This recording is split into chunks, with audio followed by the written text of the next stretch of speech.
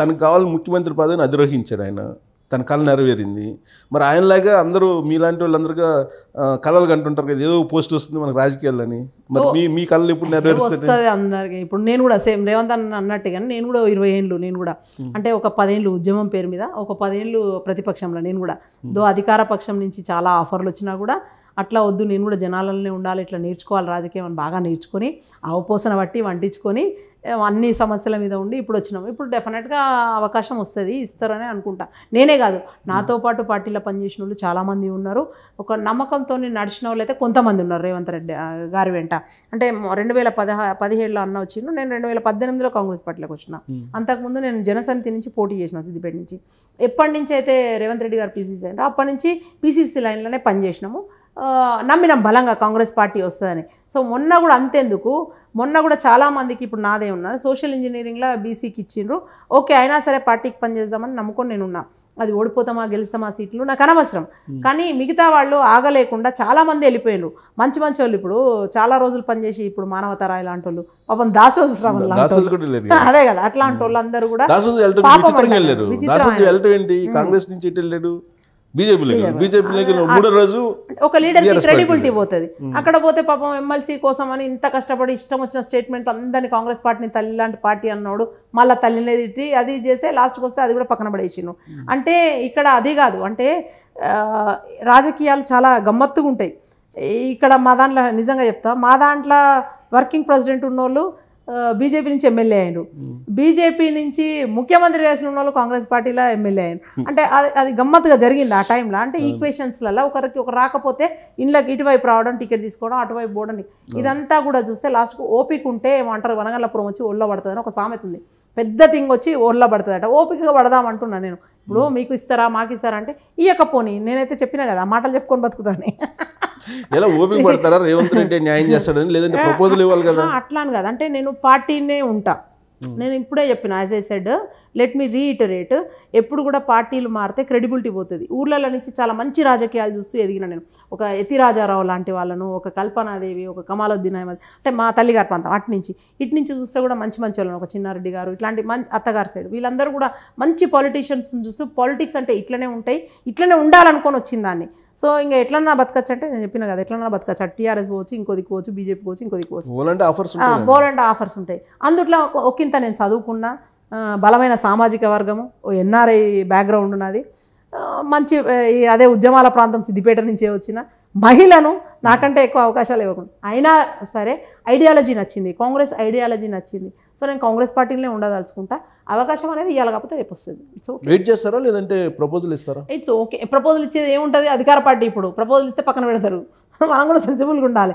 ఏముంటుంది కాంగ్రెస్ పార్టీ సంస్కృతి ఎలా ఉంటుందంటే, బహుశా మీకు అంత ఇంకా కాంగ్రెస్ పార్టీలో ఎలా ఉంటుందంటే ప్రపోజల్ ఇస్తేనే వాళ్ళు పరిశీలిస్తారు, అదర్వైజ్ గమనించి పోస్టులు ఇస్తారని నేనైతే అనుకోను. అంటే నాకు ముందలే చెప్పిండ్రు, నాకు రేవంత్ రెడ్డి గారు మన సీఎం గారు చాలా కష్టంగా వస్తుంది అన్న రేవంత్ అన్న గారే చెప్పిండ్రు. అంటే ఏంటంటే సోషల్ ఇంజనీరింగ్లో ఈ పోస్ట్ వీళ్ళకి పోతుంది, మీరు ఓపిక పట్టండి, రేపు పొద్దున పార్టీ అధికారంలోకి వస్తుంది, వచ్చినప్పుడు డెఫినెట్గా ఓడిపోయిన వాళ్ళకంటే కూడా పార్టీ కోసం పనిచేసిన వాళ్ళకే పదవులు ఇస్తాం, మన డిక్లరేషన్ కూడా అదే ఉదయపూర్ డిక్లరేషన్, ఇవన్నీ కూడా తప్పకుండా పాటిస్తాం అన్నారు. నమ్మి నేను అన్నంటా విన్నా, నమ్మకుండా వెళ్ళిపోయిన వాళ్ళు అవతల గట్టులు ఉన్నారు. ఏం జరిగిందో చూసిండ్రు. ఇప్పుడు వాళ్ళు వచ్చే పరిస్థితి లేదు, యువతలకి వాళ్ళు వచ్చిన పట్టించుకునే పరిస్థితి లేదు. దానికంటే మేమేనా అయ్యాం కదా, నమ్మి అన్న వెంట ఉండి ఎస్ కాంగ్రెస్ విజయానికి ఎంతో కొంత. ఇప్పుడు రాముడు వారధి కడితే ఉడత కూడా సాయం చేసింది, అట్లా అని చెప్పి ఉడత పాత్రను ఇప్పటికీ చదువుకుంటున్నాం మనం. రామాయణం ఇన్నేళ్ళు, త్రేతాయుగం నుంచి కూడా ఇంకా ఉడత గురించి చదువుకుంటున్నాము అంటే ఉడత పాత్ర కూడా చాలా గొప్పది కదా. నేను ఒక ఉడతాను అనుకుంటా. రాముడు ఆయన రేవంత్ రెడ్డి కావచ్చు వారధి కట్టిండు, కాంగ్రెస్ పార్టీని గెలిపించింది అనుకుందాం, ఉడతకుండేది ఉడతకు కూడా ఉంటుంది కదా.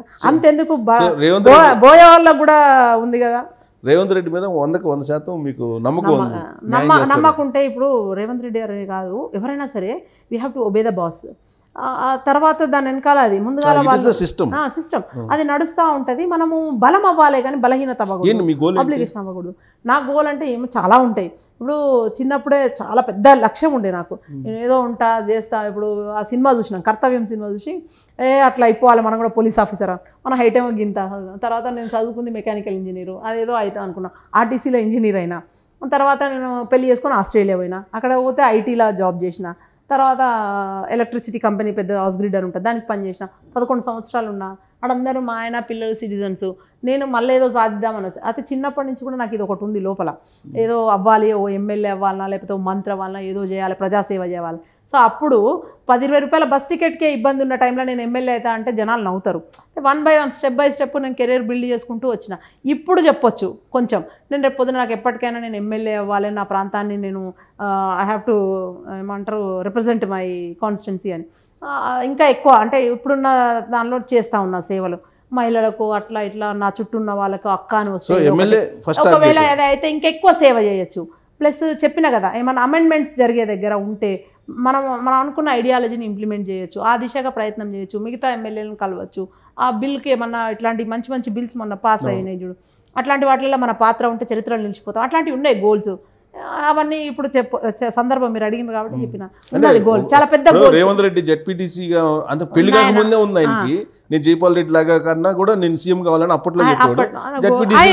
జెడ్పీటీసీ దగ్గర నుంచి మేము కూడా చూస్తున్నాం ఆయన్ని, జర్నలిస్ట్ గా నేను కూడా చూస్తున్నా. గోల్ రీచ్ అయ్యాడు. సో కాబట్టి మీకు కూడా గోల్ తెలంగాణ మినిస్టరా? ఫస్ట్ నాకు ఇట్లుండే, నేను ఉద్యమాల నుంచి వచ్చిన. మా నాన్న 69 ఎజిటేషన్ లో తనకు బుల్లెట్ పడింది, ఈ స్టిల్ గాజ్ మార్క్ అవన్నీ ఉంటాయి. మా పిల్లలకు స్టోరీలు చెప్తా ఉంటాను. అంటే 69 ఎజిటేషన్ అనేది చాలా పెద్ద ఎజిటేషన్ వాళ్ళు. అట్లా నుంచి ఒక ఉద్యమ నాయకుని ఇంట్లో పుట్టిన ఉద్యమ నాయకుని బిడ్డను అట్లా నేను మా అక్కకు తమ్మునికి రావాలని ఏం లేదు. మా అక్క స్కూల్ టీచర్, తను అట్లనే షీఈ్ హ్యాపీ. నా తమ్ముడు తర్వాత నా బిజినెస్ అంతా చూసుకుంటాడు, బిల్డరు, ఎస్టాబ్లిష్ అయిపోయిన వాడు. సో మా నాన్న క్వాలిటీస్ నాకు వచ్చినాయి అనుకోకుండా. సో మంచి అవుట్ గోయింగ్ పర్సనాలిటీ నాది, మాట్లాడగలుగుతా. ఆ ఉద్యమ నేపథ్యం ఉండి తెలంగాణ అనేది ఎట్లాకెళ్ళి రావాలి అని చెప్పి విదేశాలలో ఉన్నా కూడా నేను 2004 నుంచి ఈ కవిత అనేటామే ఇక్కడికి రవాణా అయ్యాకన్నా ముందు నుంచి మేము బతుకమ్మ ఆడినాం, బోనాలు అయితే అన్నీ చేసినాము. తెలంగాణ ఉద్యమంని, తెలంగాణ డెవలప్మెంట్ ఫోరం అయితే, ఆస్ట్రేలియన్ తెలంగాణ ఫోరం అయితే, ఇట్లాంటివి పెట్టి కాన్సులేట్ జనరల్ని కలవడం. అక్కడ ఉండి కూడా ఎక్కడ ఒకరోజు ఖాళీగా ఉండలే. అవసరం వచ్చిన ప్రతి చోట తెలంగాణ నినాదం వినిపించడం, జై తెలంగాణ అన్నాం. అంటే అదొక పెద్ద డ్రీమ్ నాకు, తెలంగాణ అచీవ్ చేయడం. అది అయ్యింది. దాని తర్వాత ఎంబటే 1 ఇయర్కి ఇండియాకి వచ్చినాం. కేసీఆర్ గారిని కలిసినాం. అట్లా కూర్చున్నారు, ఇట్లా కూర్చున్నాం, మామయ్య అని పిలుస్తాం. అయితే మాట్లాడుతూ ఏమైందమ్మా, ఎట్లా జరిగింది, మా అమ్మ వాళ్ళు బాగున్నారా, అక్క బాగుందా, ఇట్లా మా మమ్మీ నాకు అన్నీ అడిగిండ్రు. అన్నీ ఏమైంది మామయ్య, ఏం జరుగుతుంది, మీరు అనుకున్నవన్నీ చేయలే కదా అని అడిగినాం. అడిగితే లేదు, చంద్రబాబు నాయుడు ఒప్పుకోవట్లేదు, ఈ విభజన ఇవన్నీ సరిగ్గా లేదు, ఎంప్లాయీస్ చూడాలి అన్నాడు. ఇంకొక క్వశ్చన్ అడిగినాం. అడిగినప్పుడు గట్నే ఉంటుంది, 100 చెప్తాం, అందులో 2 చేస్తాం అని అన్నాడు. అప్పుడే నాకు అనిపించింది అన్నట్టు, మనం అనుకున్నది వేరు, ఈయన పూర్తి స్థాయి కెమేలియన్ మారిపోయింది, నా రాజకీయ నాయకునిగా మారిపోయాడు, హీఈస్ నాట్ ఎనీ మోర్ ఉద్యమ నాయకుడు అండ్ లీడర్ అనుకొని అప్పటి నుంచే దూరం అవుతూ వచ్చేసి ఇంకా నెక్స్ట్ అవకాశం రాగానే సిద్దిపేట నుంచి పోటీ చేసిన కూటమి అభ్యర్థిగా. సో అట్లా నేను 2018లో. సో అంతకుముందే అసలు మేము 2009 నుంచే 18లోనే మొన్నే కదా కూటమి, 2018 ఎలక్షన్స్ కూటమి, ప్రజాకూటమి మొన్ననే లాస్ట్ సార్. నేను టీజేఎస్ నుంచి పోటీ చేసిన అప్పుడు.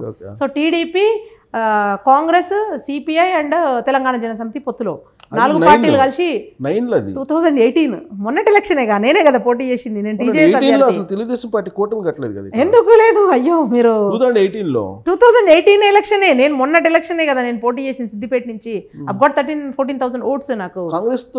కాంగ్రెస్ టీడీపీ గ్రాండ్ అలయన్స్, మరి అదే అందులో నేను టీజేఎస్ తెలంగాణ జనసమితి నుంచి చేసిన పోటీ.